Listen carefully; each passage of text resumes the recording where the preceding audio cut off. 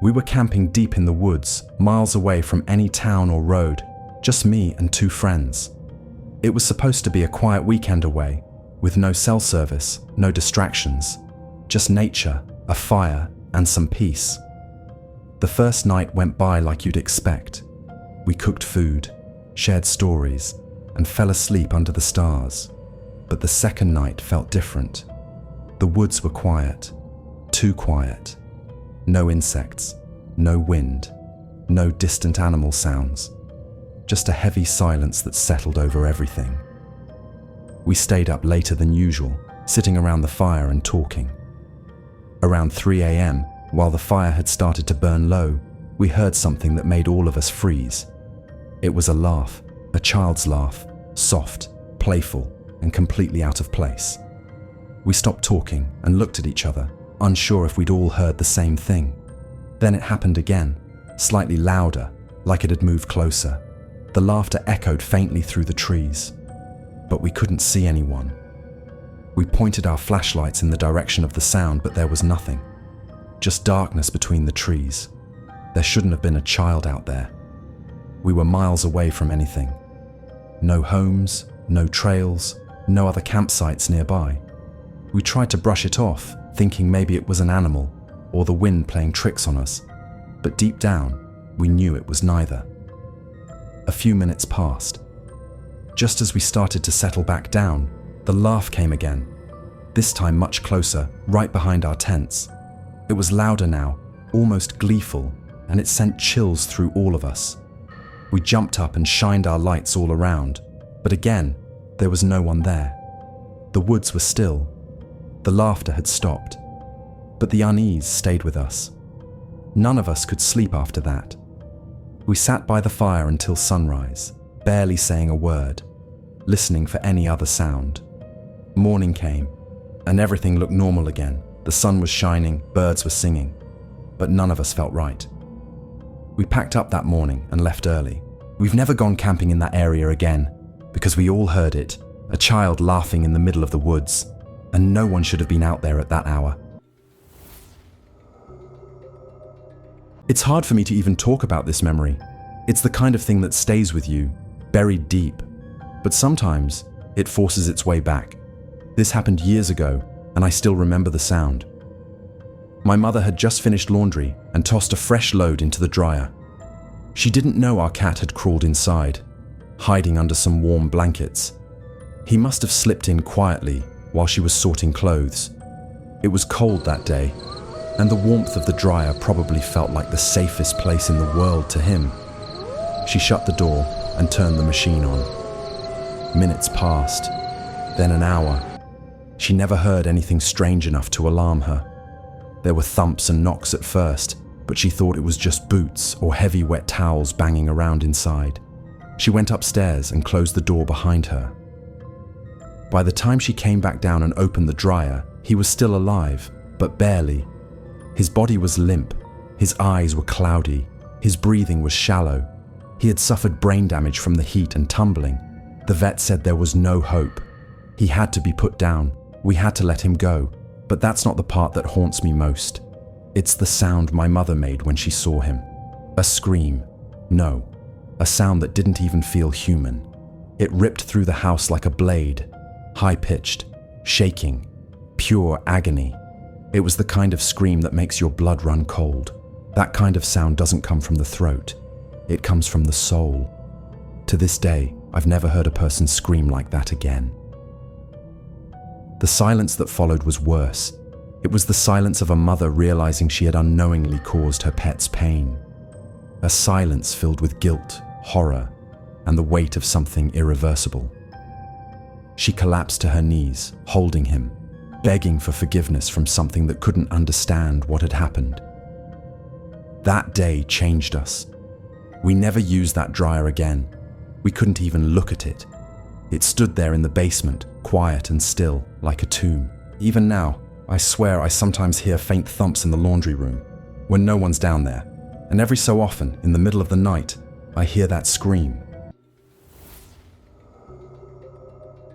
I was serving as a missionary on the East Coast when it began. One night, around 3 a.m., my companion shook me awake. His face was pale. He whispered that he'd just heard a scream from the apartment above us. He said it didn't sound human, more like something being ripped apart. I listened, heart pounding, but the silence that followed was absolute. We stayed awake for an hour, waiting to hear it again. Nothing. Weeks passed. We didn't talk about it much. I thought maybe he'd imagined it. Then, one night, a couple of months later, he sat me down. His voice was shaking. He told me he'd heard the scream again. Not once, multiple times. And each time, he wrote it down in his journal. He opened the notebook and flipped through the pages. Each entry was dated exactly 9 days apart. The same scream, the same time, always in the dead of night. 9 days, like a countdown. I laughed it off at first. Some weird coincidence. Maybe he was dreaming. But then I heard it. It was almost 2 a.m. I'd gotten up to turn down the thermostat. As I crawled back into bed, it hit me. A shriek. It tore through the ceiling like claws ripping into wood. It was loud, raw, animalistic. But something about it was wrong. Too distorted. Too long.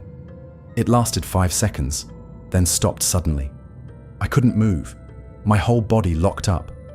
I stared into the dark, trying to breathe. Then, across the room, my companion spoke. His voice was low.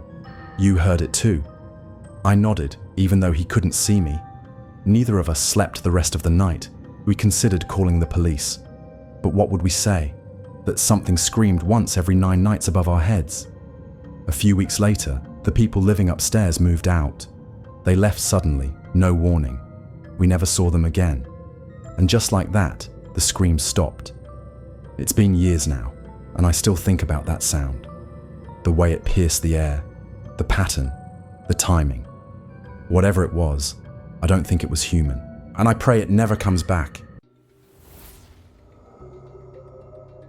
I was home alone one afternoon, just going about my business in the bathroom, when I heard something strange. The front door opened, and then closed. Clear as day. I paused. Nobody in my family was supposed to be home yet. I waited a second, thinking maybe I imagined it. Then I cracked the bathroom door slightly and called out, "Hello?" No answer. That's when I noticed something weird. My 2 cats. They were both sitting perfectly still right in front of the bathroom door, just staring, almost like they were waiting for me. I opened the door a little wider and listened hard. The hallway was dead silent. The bathroom is tucked away in a corner, so I couldn't see the front door, but I strained to catch any sound.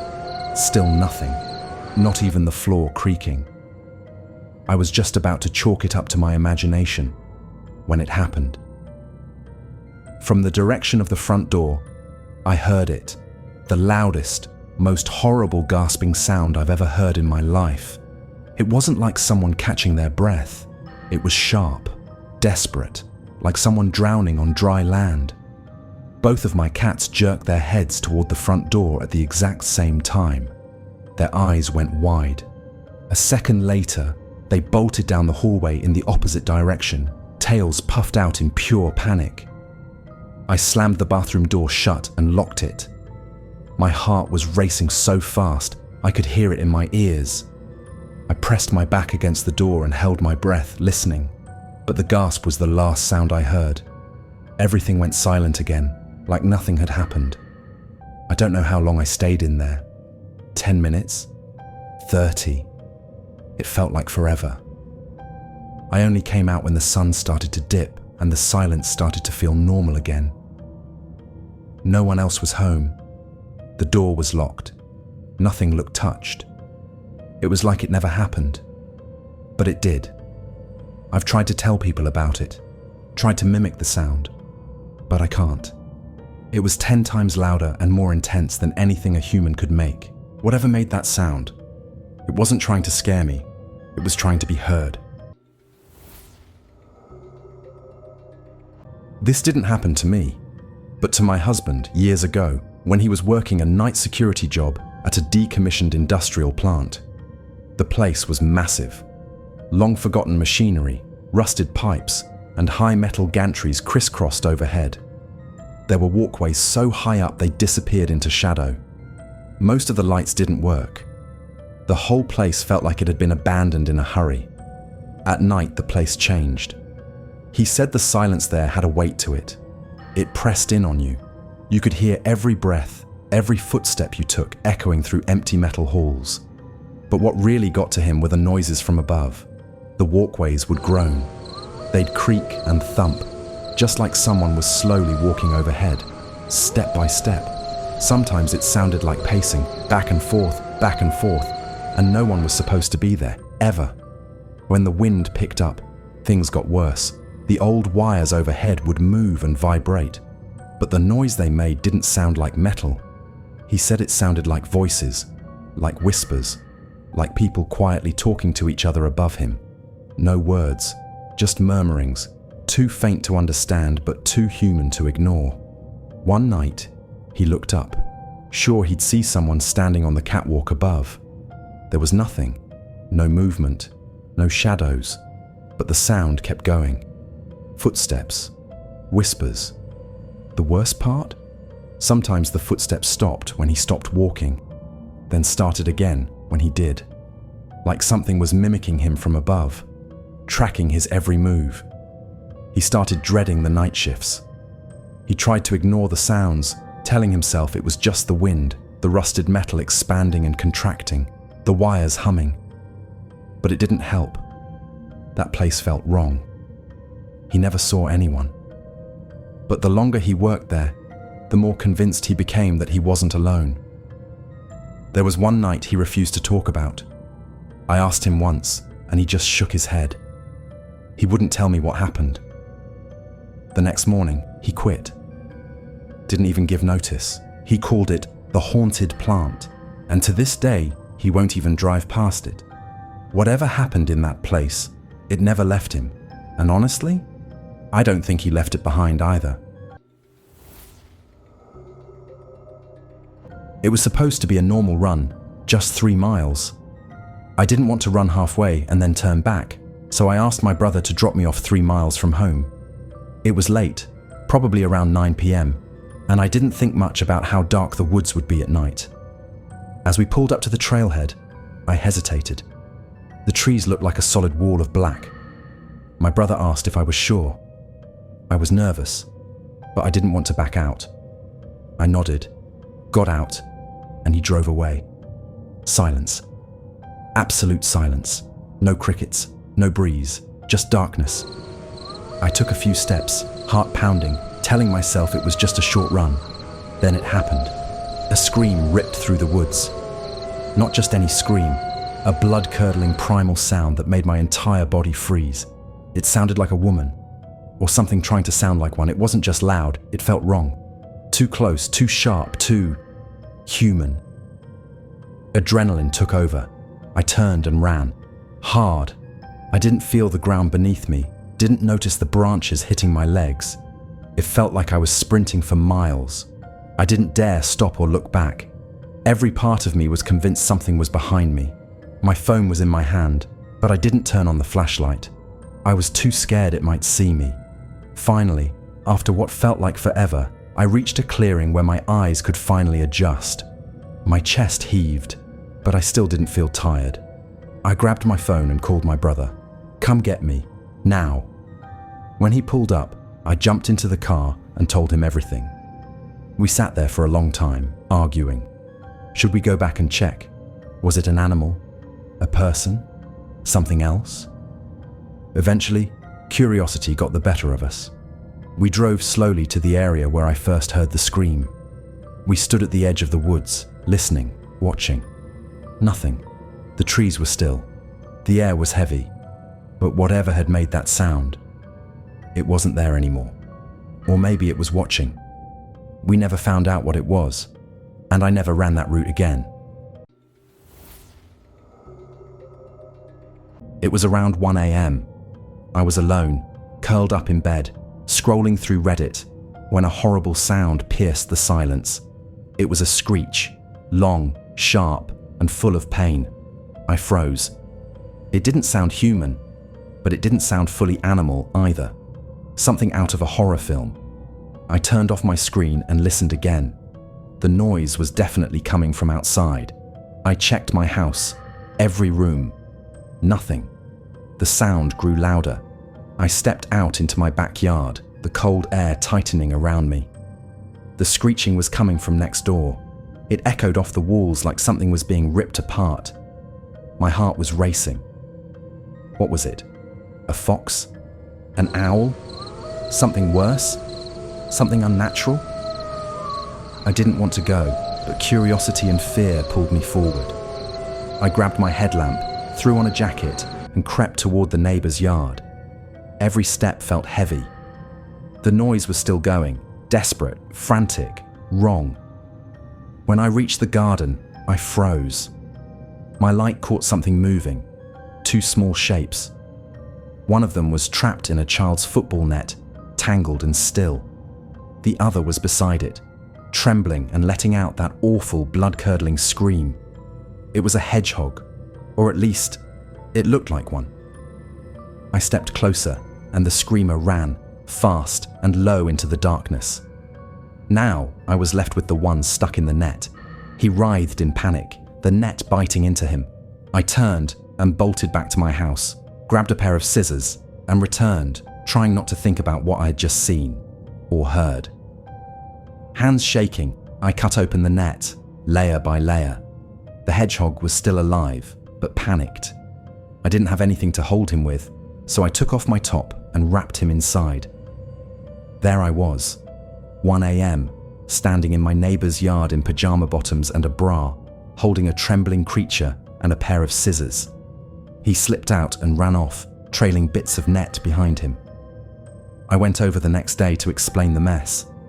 They were kind about it. But that night, I'll never forget the sound. That high-pitched, unholy scream. Not from the one that was trapped, from the one that stood beside him, like it was begging, or warning, whatever that was. I hope I never hear it again.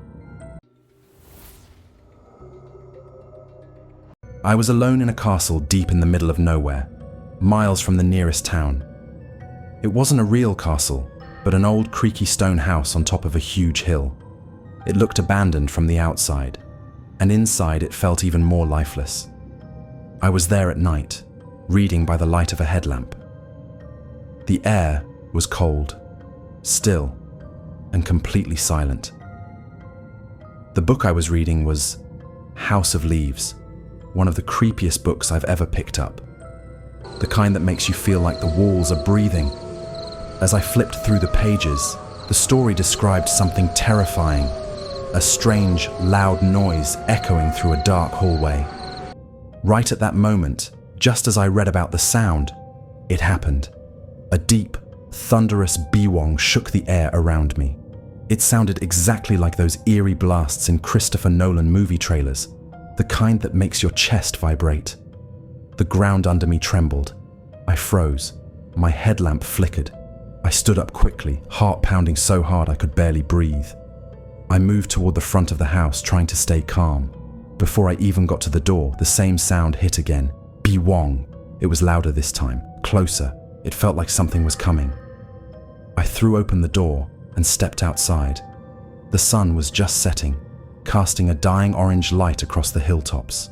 From that high up, I could see in every direction for miles, and yet there was nothing. No cars, no animals, no movement. Just an empty landscape and silence that felt unnatural. I waited, listening. My ears were ringing from the noise. My skin felt cold, like something was brushing against it. But nothing ever appeared. What scared me most wasn't just the sound, it was how it lined up perfectly with the book. I'd spent weeks at that place before and after that night. I never heard that sound again, not once. Whatever it was only there that night, only during that part of the book. The timing felt too perfect to be a coincidence. It felt like something wanted me to hear it, like it was part of the story, or worse, like the story had reached out and become real. I've never felt safe there since.